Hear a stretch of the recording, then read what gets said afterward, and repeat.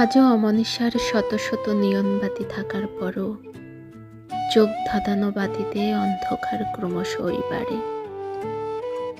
কেটে যেতে যেতে আজ কয়েক বছর, এককের খাতায় তার সংখ্যা বড্ড বেহিসাবি।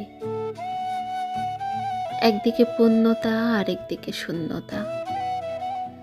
কারোর কাঁধে মাথা রেখে কেউ একজন বলেছিল, আমি তোমাকে ছাড়া বাঁচব না। কিন্তু আজ দেখো, দিব্যি বেঁচে আছে। শুধু বেঁচে থাকা তো নয়, যেন দিব্যি সুখে আছে। তাতে তো আমার দুঃখ নেই। তোমার হাতে হাত রেখে বলেছিলাম, আমাকে ছেড়ে যাবে না তো কোনোদিন। কিন্তু আজ দেখো, তুমি সেই চলে গেলে।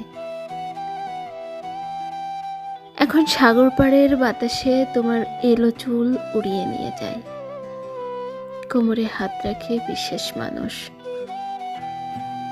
কোনো একদিন হয়তো আমিও রেখেছিলাম। আজ হাতের সাথে হাত বদলালো কাঁদো। অনুভূতিগুলো জমা এখন অন্য কারোর অ্যালবামে। সে যে তোমার ক্যাম্পাসে দুজন টং দোকানে চা খেতে খেতে বৃষ্টি উপভোগ করেছিলাম। আজও তুমি অন্য কারোর জন্য বৃষ্টির পানি রেখে দাও, কড়া লিকারের চা করে খাওয়ানোর জন্য। কত সহজেই হাত পরিবর্তন হয়ে যায়, তাই না? আমার তো এতটুকুও খারাপ লাগতো না সেগুলো যদি চোখের ওপর দেখিয়ে না করতে।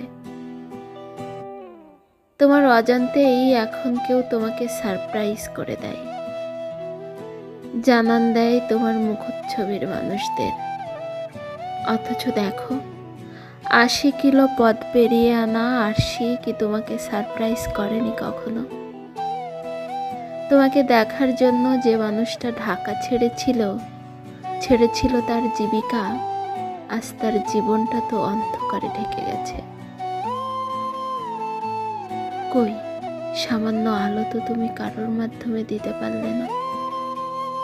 তোমাকে দেখলে মনেই হয় না যে ৪ বছর কারো জীবনে তোমার অস্তিত্ব ছিল। তুমি কি বেমালুম সব ভুলে গেলে, তাই না? আচ্ছা, ভুলে যাও কি এতটাই সোজা, নাকি তোমরা এতে অভ্যস্ত?